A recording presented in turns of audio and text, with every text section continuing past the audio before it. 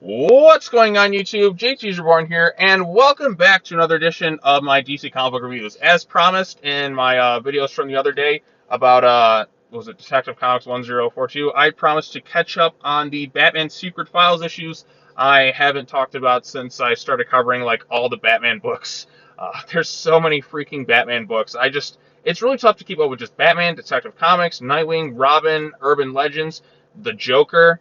I haven't read I haven't kept up with Catwoman, but I think I'm probably going to have to once Fear State's starting to hit. And then you have the I Am Batman thing, and you got Batman this, Batman that. I'm like, oh my god, how am I ever going to catch up? So I think I got this one, I got the Huntress one, and then I got to go read the Clown Hunter one and make a video about that. But that'll probably be out in like a day or so at the time of recording this thing. So right now, I'm going to catch up on something I missed last month. I'm not sure if anybody's even going to watch this video, but let's talk about Batman Secret Files, The Signal. This thing was written by, who was it? Tony Patrick, and then you have Christian Duce as the artist, colors by Luis Guerrero, and Andrew Wood design letters. So you got a lot of people kind of working on this thing. So yes, this issue is focused solely on Duke Thomas, aka the Signal, the only daytime hero it seems in Gotham City. You know, why doesn't Batman do any type of work, or more Bat Family members do stuff in the daytime? I mean, back in the day,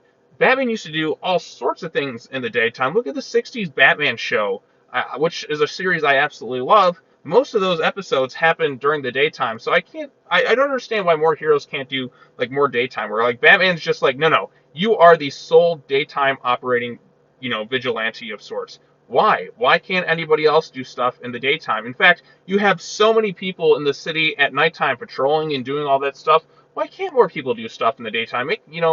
Maybe like Robin's out there. I don't see the problem with having a hero do stuff, more heroes do stuff in the daytime, but it's kind of established here. But yeah, as the issue kind of opens up, we have Cassandra Cain in there, and it's him and Cass fighting toe to toe. I find it kind of a bit ridiculous. I know they're training, but like he really shouldn't be able to like stand toe to toe with Cass as a fighter, considering she's arguably the best fighter in the Bat Family. And I say arguably because depending on the writer, it all depends on the writer. Like, I mean, if I were a writer, I could probably make any fighter really the best in the Bat Family. But Cass is right up there. If definitely like number one or like top number two at least, because she can read body language, but she has her own like disabilities and stuff too. So yes, they got that. I like that they kept a bit of their sibling bond that they had in Batman in The Outsiders. I liked Batman and the Outsiders quite a bit, so like I was actually kind of looking forward to seeing where Duke and that goes from here. But this story, it, I want Brian Everett Hill to come back and write some Duke stuff because he did such a great job with him and Cassandra and Batman and the Outsiders. But basically, Duke's kind of off doing his own thing. Batman talks about him how like Outsiders was phase 2. Now he's in phase 3. He basically talks about how he's just so great at everything. He talks about he failed Jason. Game requires continuous supervision. Oh yeah, right, Bruce. Like it could supervision. You're never even there to supervise your own kid. Like you're always just off doing things. Like, oh, let me go like sleep with Catwoman on a beach while I send my son into a city by himself to take out all these different people, and he watches Alfred die and stuff. So yeah, like continuous supervision. You're never there for your own kid. I mean, even then, when your son's off missing, you're off kind of doing your own things in Gotham because that takes priority over your own son. So yeah, there's definitely issues with Bruce going on there. Like, I mean, he really needs to step up as a parent. But yeah, so he gives Duke the basically keys to the kingdom, kind of do his own thing, and he's like, okay, look, study all this stuff. You're pretty much going to be the greatest thing in existence. So go ahead and do your thing, Duke. So yeah, then he faces some people from Batman and some of the We Are Robin people. Like, I mean, they have names on here. I haven't read some of this stuff in so long, so I can't even remember what happens in that. So I think you have to kind of go back and look at things beforehand. Like, unless you're like really like into like the whole like Duke Thomas and like all the stuff surrounding him. I'm not quite as familiar with Duke. Like I said, I read Batman the Outsiders. I read a lot of the stuff, pretty much all the Batman titles from Rebirth onward. And I remember reading some of like We Are Robin a long time ago, but like I can't even remember everything about Duke Thomas and some of his little allies there. But this issue felt like, okay, we want to do a Duke Thomas thing at some point. There is like a lot of dialogue in this issue. Like it kind of overcrowds the pages at some points, and some of it is just so cringeworthy that I just want to kind of groan while reading it.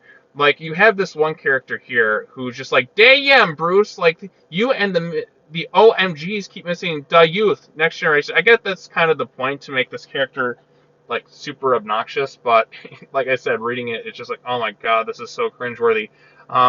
It's the how do you do fellow kids type writing, but then again, I feel like it's kind of intentional to make them as obnoxious as possible. Still, it's kind of annoying to read, but yeah, so it is a little bit dialogue heavy. The art itself is actually quite good, but yeah, Duke kind of infiltrates this little thing here, and then he gets into a fight. He stops all these things, and then he eventually kind of ends up a bit unconscious, but like wakes up at some point, and apparently he has all these healing powers that activate at certain times and stuff. And so yeah, Duke's got all this going on with him, and he talks about all this stuff. It's kind of setting up events for another story of sorts to kind of happen later on, like one of his former friends and that was involved in something, and that's kind of where the issue in a sense kind of ends. I don't know where it's going to go from here. I didn't see any stuff in the solicitations, so I think it'll probably continue at some point in probably Batman Urban Legends, if I'm going to be honest. Which again, this came out, what was it, like last month in July? So I'm really behind on talking about this thing. But yeah, I mean, this issue itself overall was okay. If you're a Duke Thomas fan, you definitely want to pick this thing up because you want to see more of the character, who was actually utilized quite well. I like the fact that he is more of a daytime hero than working at nighttime. I think Gotham City needs more people working in the daytime.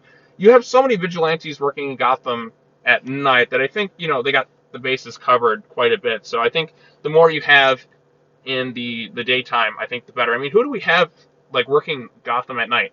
You have Batman, you have Damian Robin occasionally, you have Tim Drake, Nightwing comes in there from time to time, Jason Todd's there, you have the three Batgirls, you have Ghostmaker, you have Harley Quinn, you have Clown Hunter now.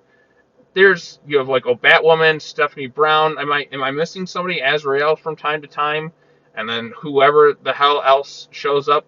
So it's nice to have Duke kind of be the one who's like, okay, I'll do some stuff in the daytime. It'd be nice if somebody else can help you. But no, you are the sole daytime person, as if you couldn't use help from somebody else. Because this is Gotham City. This is a big crime-ridden city. You can't tell me that only criminals come out at night. No, they're doing shit in the daytime too. So I think you could utilize more heroes working in the daytime. Make Cassandra Cain do some daytime stuff with him. I think that'd be kind of good to continue building off their bond in Batman and the Outsiders. Oh yeah, that reminds me. Black Lightning and Katana sometimes could probably do some Gotham City stuff. Or who else was it that Tom King introduced? Was it Gotham Girl and all that? Oh, and then she kind of snapped and all that. I don't know. But there's a lot of different characters in the Bat family or around the Bat family. A Catwoman too. She's another one like that could probably be utilized more in the daytime. So yeah.